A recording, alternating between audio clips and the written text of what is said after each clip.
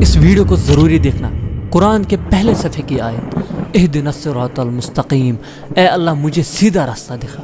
اب اس آیت پر غور کریں، وَمَا الْحَيَاةُ الدُّنْيَا إِلَّا مَتَاعُ الْغُرُورِ، اور دنیا کی زندگی دھوکے کے سامان کے سوا کچھ بھی نہیں ہے۔ اب جب اسی دنیا میں حق کا راستہ ڈھونڈنا ہے تو اس کے لیے ہمیں ایک لائٹ کی ضرورت ہے، اور وہ لائٹ کیا ہے؟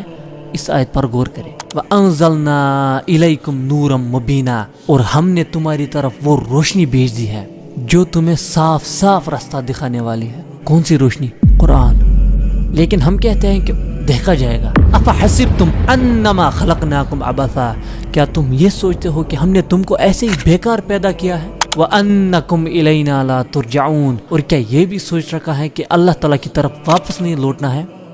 ضرور لوٹنا ہے، لیکن بدقسمتی سے ہم نے اپنے گھروں میں قرآن تو رکھا ہے لیکن سمجھا نہیں ہے۔